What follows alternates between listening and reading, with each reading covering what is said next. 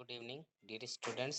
आज हम बात करेंगे और letter to good part first के जो क्वेश्चन आंसर हैं, इम्पोर्टेंट क्वेश्चन आंसर है। क्वेश्चंस को समझेंगे और उसके आंसर हम कैसे देंगे इसके बारे में बात करेंगे। तो आइए, आज का पहला questions, what did Lencho hope for? What did Lencho hope for यानी होप यानी उम्मीद, आशा। लेंचो को किस बात की उम्मीद थी, क्या उम्मीद थी? तो आंसर है, देखो हम पहले जानते हैं कि लेंचो क्या था। लेंचो एक फार्मर था। तो देखो Lencho was a farmer and he hoped. देखो यहाँ से क्वेश्चन स्टार्ट होता है। ही यहाँ पर लेंचो के लिए आया। ही होप्ड यानी लेंचो को ही किया और होप के आगे होप को सेकंड फॉर्म बना दिया। Hoped for a down power. Down power का मतलब होता है भारी बारिश। तो यहाँ पर ही hoped for a down power और at least a shower for his good harvest. यानी लेंचो को उसकी फसल के लिए, एक अच्छी फसल के लिए एक भारी बारिश और कम से कम एक बौछार की उम्मीद थी। तो ये हो गया हमारा पहले क्वेश्चन का आंसर। अब बात करेंगे हम अगले क्वेश्चंस का।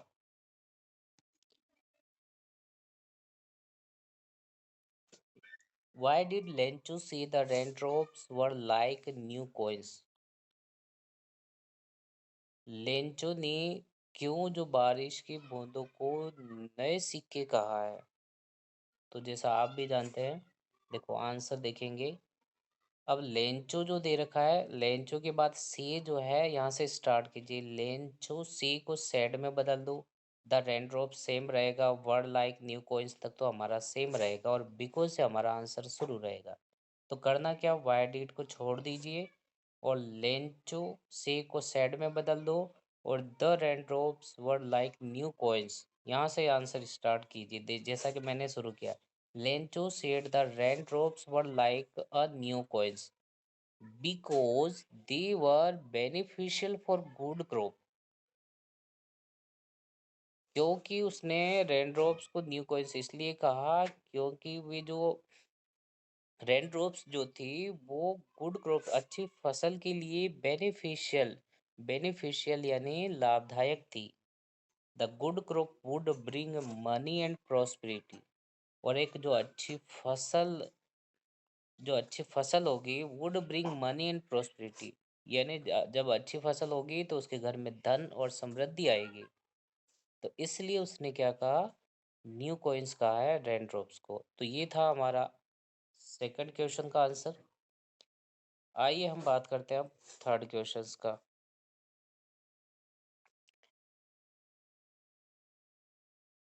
How did the rain change? अब बारिश कैसी बदल गई, कैसे परिवर्तित हो गई? What happen to Lencho's field? जब बारिश बदल गई तो उसके खेतों का क्या हुआ, यानी लेंचो के खेतों का क्या हुआ? Lencho's field, what happen to Lencho's field यानी लेंचोस के खेतों का क्या हुआ? देखते हैं।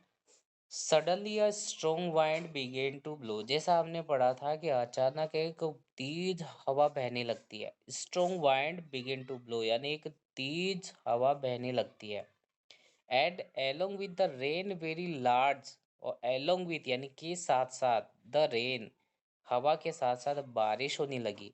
वेरी लार्ज हेल स्टोन, और बारिश में काफी बड़ी मात्रा में लार्ज बड़े बड़े हेल स्टोन्स यानी बर्फ की टुकड़े गिरने लगे। बिगेन टू फॉल यानी गिरने शुरू हो गए। लेंचोस फील्ड्स वर वाइट, जैसा हमने पढ़ा था कि जब बर्फ के गोले बारिश के साथ और हवा के साथ गिरने लगे तो लेंचो का जो खेत था बिल्कुल पूरा सफेद हो गया। As if covered with salt, जैसे कि पूरा नमक से ढक दिया हो। ऐसा एज इफ यानी मानो कि, एज इफ का मतलब होता है मानो कि, कवर्ड विथ चाइल्ड यानी कवर्ड विथ साल्ट यानी जैसे कि नमक के साथ पूरे नमक से ढक दिया हो। The cone was totally destroyed, और जब हेल स्टोन्स की वजह से क्या होता है, वो उसका जो कहते हैं कोन है वो टोटली डिस्ट्रॉयड हो जाता है यानी नष्ट हो जाता है। इसको आप चाहें तो हेलस्टॉर्म्स भी कह सकते हैं। हेलस्टोन की जगह आप हेलस्टॉर्म लिख दें। What were Lencho's feeling when the hail stopped? जब वो बर्फीला तूफान रुक जाता है तब लेंचो की क्या भावनाएं थी? What were the Lencho's feelings when the hail stopped? जब जो बर्फ यानी बर्फीला या बर्फबारी रुक जाती है तो लेंचो की क्या भावनाएं थी? तो देखिए, When the hail stopped यानी जब बर्फबारी रुक जाती है, Lencho felt very sad. Lencho काफी दुख महसूस करता है। Because all his crop was destroyed. दुख इसलिए महसूस करता है क्योंकि उसकी जो क्रॉप है वो टोटली नष्ट हो जाती है। All his crop was destroyed यानी उसकी जो पूरी फसल है वो डिस्ट्रॉयड हो जाती है। He knew that they would have no crop that year. और वो जानता था कि दे यानी वे और वह और उसका जो परिवार have no crop that year, और उनके लिए उस साल कोई भी फसल नहीं थी। इसलिए लेंचो काफ़ी दुखी हो जाता है। तो ये थे हमारे फर्स्ट पार्ट के क्वेश्चंस। तो कैसा लगा कमेंट में अवश्य बताइए, और ये मेरी शुरुआत है, अच्छा सुधार करेंगे। और आपका सपोर्ट रहा तो सारे जो आपके जो माध्यमिक शिक्षा बोर्ड जो 10th क्लास और 12th के जो जितने भी स्टूडेंट्स हैं उनके सारे इम्पोर्टेंट क्वेश्चंस को हम इजी वे में लेकर आएंगे। Thank you.